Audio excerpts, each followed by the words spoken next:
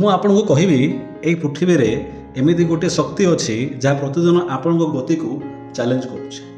କିନ୍ତୁ ସେହି ଶକ୍ତି ନଥିଲେ ଆପଣ ଗୋଟିଏ ସେକେଣ୍ଡ ମଧ୍ୟ ସାଧାରଣ ଭାବେ ଏହି ପୃଥିବୀରେ ବଞ୍ଚିପାରିବେ ନାହିଁ। ଭାବନ୍ତୁ, କାଲି ସକାଳେ ଆପଣ ଉଠିକି ଜାଣିଲେ ସେହି ଶକ୍ତି ଗାୟବ ହୋଇଯାଇଛି। ଆପଣ ବେଡ଼୍ରୁ ଉଠିବାକୁ ଚେଷ୍ଟା କରିବେ, କିନ୍ତୁ ପାଦ ଖସିଯିବ, ଚାଲିପାରିବେ ନାହିଁ, ବାଇକ୍ର ବ୍ରେକ୍ କାମ କରିବ ନାହିଁ, କଲମରେ ଆପଣ ଲେଖିପାରିବେ ନାହିଁ। ସେହି ଅଦୃଶ୍ୟ ଶକ୍ତିର ନାମ ହେଉଛି ଫ୍ରିକ୍ସନ୍ ବା ଓଡ଼ିଆରେ ଘର୍ଷଣ ବୋଲି କୁହାଯାଏ। ବିଜ୍ଞାନ କହୁଛି ଫ୍ରିକ୍ସନ୍ ଆମ ଗତିକୁ କମାଏ, କିନ୍ତୁ ସେହି ଫ୍ରିକ୍ସନ୍ ହିଁ ଆମକୁ ସନ୍ତୁଳିତ ରଖେ, ସୁରକ୍ଷିତ ରଖେ ଓ ଆଗକୁ ବଢ଼ିବାକୁ ସୁଯୋଗ ଦେଇଥାଏ।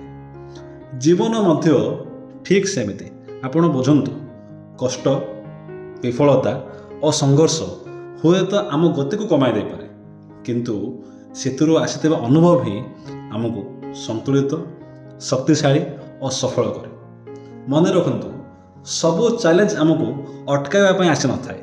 କେତେକ ଚ୍ୟାଲେଞ୍ଜ ଆମକୁ ପରବର୍ତ୍ତୀ ସ୍ତରକୁ ନେବା ପାଇଁ ଆସିଥାଏ, ଆଉ ସେ ସ୍ତରକୁ ହିଁ ଆମେ ଅପେକ୍ଷା କରିବାକୁ ପଡ଼େ। ରହୁଛି। ଜୟ ଜଗନ୍ନାଥ।